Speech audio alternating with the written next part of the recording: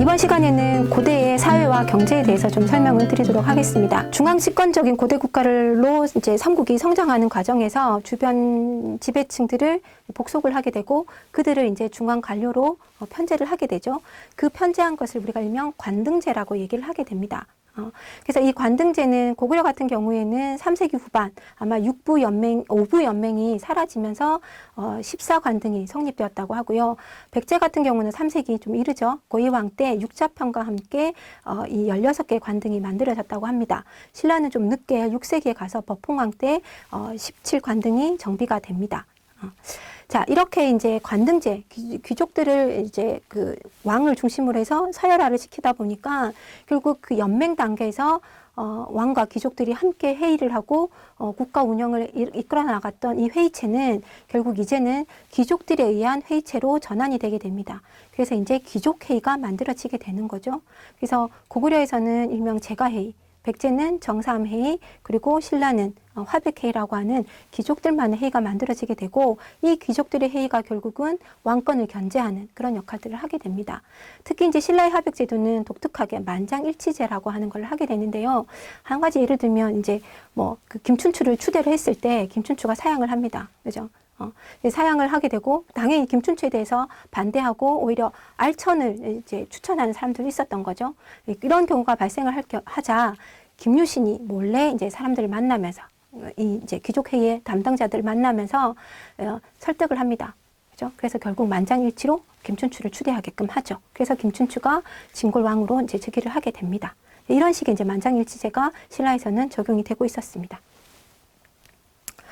자, 그리고 한편 신라에서는 이게 관등제만 있었던 게 아니고요. 물론 고구려 백제도 신분제가 있었겠지만 굉장히 독특한 신분제가 만들어지게 되는데 마찬가지로 이 지배 세력들을 복속하는 과정에서 또는 통합하는 과정에서 이 지배 세력의 크기에 따라서 아예 이제 서열화, 신분 등급을 매기게 됩니다. 그래서 그것이 바로 신분제인 골품제를 만들게 되는 거죠. 그래서 이 골품제라고 하는 것은 골과 골제와 품제 이렇게 두 개로 나눠지게 되는데요. 골제는 성골과 진골, 그다음에 두 품제는 6두품부터 1두품까지 이제 6개 이렇게 이제 존재를 했었는데 성골은 신라가 통일하는 그 통일기에 가면 결국 사라지게 되고요. 그다음에 밑에 있었던 3두품부터 1두품까지도 이제 통일 이후에 가면 점점 사라지게 됩니다. 그렇지만 골품제가 사라지냐? 그건 아니고요. 골품제는 신라가 멸망할 때까지 쭉 이어지게 됩니다. 자, 이 골품제에 대한 이 7세기 살았던 설계두의 이 얘기를 잠깐 보시면요. 신라에서는 사람을 등용하는데 골품을 따진다. 그래서 그 족속이 아니면 비록 큰 재주와 뛰어난 공이 있더라도 넘을 수 없다. 이렇게 얘기를 하고 이제 골품제가 갖고 있는 문제점을 얘기합니다. 즉 이게 신분제이긴 하지만 이게 이제 관등제와 함께 긴밀한 관계를 가지면서 유지가 되었다라는 거죠. 자, 신라의 관등제는 17관등인데요. 진골은 어떤 관등이든 다 할 수 있습니다. 그죠? 그래서 우리가 만약에 대사라는 사람의 신분을 보게 될 경우 이 사람은 쉽게 얘기하면 진골일 수도 있고 육두품일 수도 있습니다. 그죠? 단정하기는 어렵다는 거죠. 그렇지만 만약에 일벌찬이라는 지위를 갖고 있는 관등을 갖고 있는 사람이다. 이 사람은 무조건 하고 진골이라고 얘기를 할 수 있습니다. 왜? 5품 이상의 대하찬 이상의 지위는 오로지 진골만이 할 수 있습니다. 그러니까 육두품이 아무리 뛰어나고 잘나도 공을 세워도 이 사람은 제6등 6관등인 아찬까지만 오를 수 있는 거죠. 자, 아찬까지 올랐는데 공을 세우면 그럼 어떻게 될까요? 그러면 중하찬을 줍니다. 거기서 다시 공을 세우면 중중하찬. 그 다음에는 어떻게? 삼중하찬을 줍니다. 그래서 어디까지? 구중하찬까지. 그러나 결탄코 대하찬의 관등은 주지 않습니다. 왜? 진골이 아니기 때문에. 이렇게 철저하게 골품제와 관등제가 유기적인 관계로 이루어지게 되고요. 그래서 한편에서는 이 골품제를 신라사회의 어떤 폐쇄적인 모습을 보여주는 제도다. 이렇게도 얘기를 합니다. 영토를 확장해 가면서 고대 국가를 형성하면서 영토를 확장하게 되죠. 그러면 넓어진 영토, 그 다음에 많아진 인구, 이걸 이제 통치를 해야 되는 거죠. 그래서 이제 지방 통치 제도도 마련이 되게 됩니다. 고구려는 그 지형 자체가 이게 지금 산세가 험한 지형이다 보니까 성을 중심으로서 이제 지방 제도가 만들어지게 되고요. 백제는 이제 무령왕 때 22담루를 두었다라고 얘기하고 성왕 때 전국을 5부로 나누었다 이런 기록이 있고요. 신라는 이제 6세기 들어서 이제 주군을 설치했다라고 얘기하고 그렇지만 이제 채 말단은 이제 촌으로 편제가 되었다라고 얘기를 합니다. 그래서 이런 걸 통해서 이제 고대 국가로 성장하는 모습들을 볼 수가 있는데요. 이렇게 설명하니까 좀 어렵죠. 그러니까 사례를 한번 설명해 드릴게요. 이 신라에서, 신라의 이 금성문들을 통해 가지고 이 고대 국가로 성장하는 과정을 한번 설명을 드려보도록 하겠습니다. 자, 제일 왼쪽에 있는 게 6세기 초에 만들어진 포항 냉수리 신라비입니다. 그래서 여기 이제 이 비는 무슨 내용을 담고 있냐면 진이마촌이라는 데서 이제 재산 분쟁이 일어나게 되는데 그 재산 분쟁을 이제 결정을 해줘야 되는 거죠. 의결을 해줘야 되는데 그 의결하는 주체가 누구냐면 지도로 갈문왕과 육왕으로 등장을 합니다. 이 지도로 갈문왕이 이제 우리가 아는 지증왕인 거고요. 그럼 이 육왕은 누구냐? 이 육왕이 아마 신라 육부의 우두머리들, 대표들이라고 이제 보고 있는 거죠. 그래서 이 시기 6세기 초까지도 신라는 왕권이 이렇게 독보적으로 높은 권한을 갖고 있지 못하다. 그래서 육부의 대표들과 함께 공론하고 의논하고 결정하는 존재였다라고 하는 것을 보여주게 되는 거고요. 자, 가운데 있는 건 단양 신라 적성비인데요. 이거는 6세기 중반 진흥왕 때 세워진 겁니다. 그래서 이 비석의 내용은 신라가 단양 적성 지역을 이제 새로운 영토로 편입을 하면서 이때 이제 공을 세웠던 사람들에게 포상을 하는 내용인데요.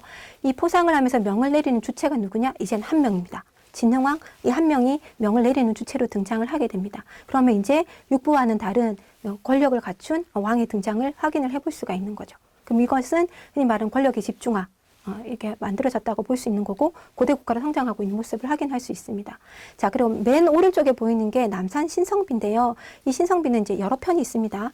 그 중에 이제 이 신성비는 6세기 말 진평왕 때 남산에 이제 새로운 성을 쌓으면서 그 이제 축성에 관여했던 사람들이 이제 서약서를 합니다. 3년 이내 무너지면 이제 거기에 대한 책임을 지겠다라는 내용과 그다음에 누가 동원되었는지 그 다음에 어디서 어디까지를 축성했는지 이런 것들을 새겨놓은 것이 이 남산 신성비인데요.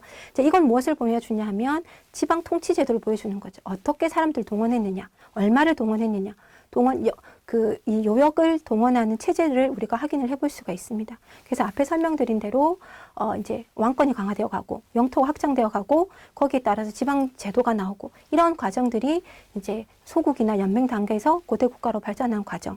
이것을 이제 신라의 금성문들이 차례로 보여주고 있는 것이죠. 그럼 통일 후에는 어떻게 되느냐? 통일 후에는 영토가 더 넓어졌죠, 그죠? 그러면 인구도 더 많아졌고, 그러니까 당연히 통치 제도에 대한 개편을 해야만 합니다. 그럼 통치 제도의 개편은 어떤 방향으로 이루어지냐? 당연히 왕 아래 관료제를 강화하는 형태로 이루어지게 되는 거죠.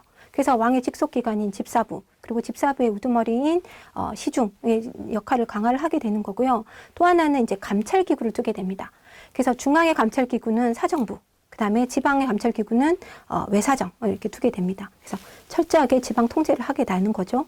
자, 그리고 진골귀족을 이제 약화시키려고 하다 보니 상대적으로 육두품을 적극 등용을 하게 되는 거고요. 그래서 이 육두품들이 왕의 조언을 하는 사람 역할을 하거나 또는 이제 중앙 행정의 실무를 담당하는 자들로 급부상을 하게 됩니다. 그래서 뭐 광수나 이런 사람들이 이제 외교문서를 써주거나 이런 역할들을 하게 되죠. 자, 그러면 골품제는 어떻게 되느냐? 계속 유지가 되죠. 그래서 그 고구려 백제를 멸망시킨 다음에 고구려 백제 유민을 받아들이는데 고구려 지배층은 육두품으로 받아들이고요.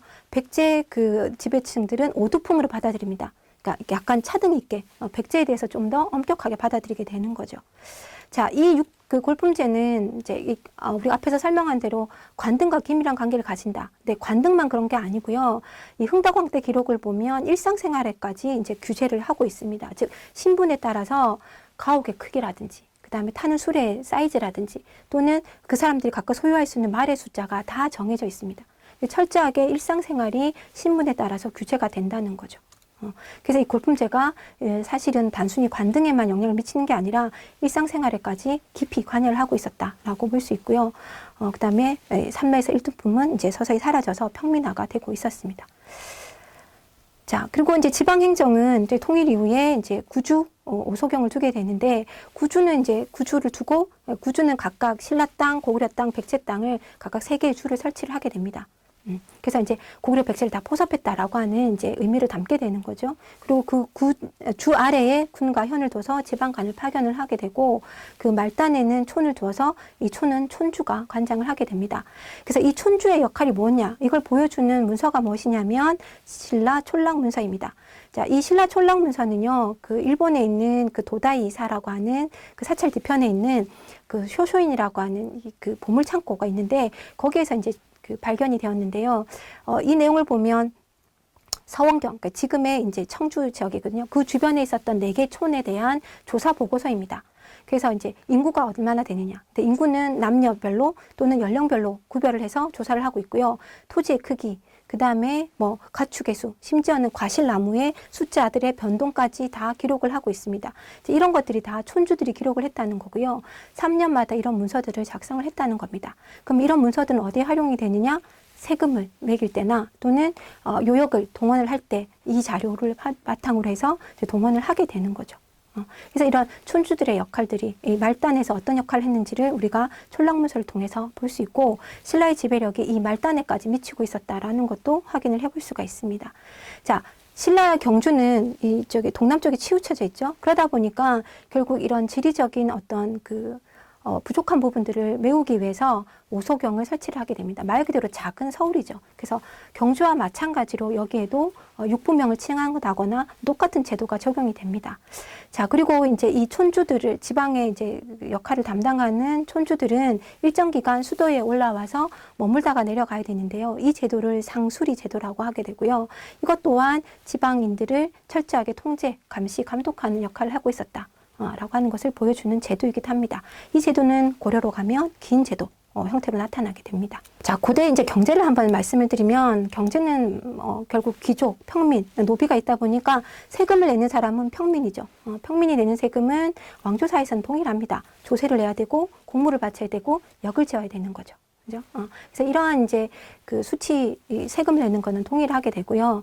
국가 입장에서는 이제 농업 생산력을 증대시키기 위한 여러 가지 이제 우경을 장려한다든지 저수지를 만든다든지 이런 역할들을 하게 되고 이 농업 생산력이 발전을 하다 보니까 이제 물건의 유통도 활발하게 일어나게 되는 거죠. 그래서 아마 대도시나 수도 같은 경우에는 시장이 들어섰다라고 봅니다.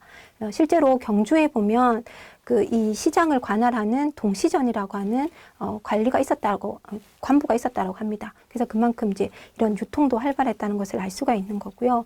뭐 상공업은 이제 해당 관청에서 이제 그 필요한 물품들을 조달을 하게 됩니다. 자, 그리고 이제 이 시장은 동일기에 가면 남북구 시대에 가면 이제 그 경주에 훨씬 더 많아지게 되고요. 서시, 남시들도 이렇게 설치가 되는데 이 시장이 늘었다는 건 그만큼 교역이 활발하게 이루어졌다라는 것이죠. 그래서 이제 이 남북국기 시대의 무역 활동을 보게 되면 신라의 경우에는 산동 지역에다가 이제 신라원, 신라방, 신라촌 이런 것들을 설치를 해서 하나의 거점이 마련되고 엄청난 많은 신라인들이 거기에 살고 있는 겁니다. 그죠? 자, 거기와 그다음에 울산항, 그다음에 영암, 그 다음에 청해진, 그리고 당항성, 이런 지역들이 이제 항구로서 활발하게 이제, 움직임이 일어나게 되는데요. 특히 이제 이 울산항은 이슬람 상인들이 들어오는 이 통로로서 많이 활용이 되었고요. 청해진 같은 경우는 아시다시피 이제 장보고가 이 서해안에 출몰하는 해적들을 없애기 위해서 설치했던 군진 기구인데 이제 해적들을 이제 제거를 하고 났더니 이제는 이 지역을 중심으로 해서 활발하게 이제 교역과 교류를 할 수가 있었던 거죠. 그래서 이제 장보고는 청해진을 중심으로 해서 중국, 그 다음에 신라, 일본을 연결하는 이 해상 루트를 장악을 하게 됩니다. 그러다 보니까 신라 사회가 굉장히 좀 상품이 굉장히 유통이 활발하게 이루어지게 되는 거죠. 그래서 나중에 가면 어떤 이제 그 법령이 내려지냐면 사치품 구매를 금지하는 이런 명령까지 내려집니다. 그만큼 여러 해외 물품들이 많이 들어왔다는 얘기가 되겠죠. 자, 위에 있었던 발해를 보면요. 발해도 마찬가지로 산동 지역에다가 발해관이라는 걸 둬서 하나의 거점으로 삼고요. 그 다음에 이제 발해는 초기에 이제 당나라나 신라를 견제하기 위해서 일본과 긴밀한 관계를 형성했었죠. 그래서 일본과의 교역도 활발하게 이루어지고 있습니다. 그리고 이제 중국과는 산동 지역을 중심으로 하기도 하지만 육상으로 또는 해상으로 이렇게 이제 그 길들이 만들어져서 당과의 교류도 활발하게 이루어지고 있고요. 그다음에 신라와의 관계는 신라도라는 걸 통해서 이제 이 교역들이 활발하게 이루어지고 있는 모습을 확인을 할 수가 있습니다.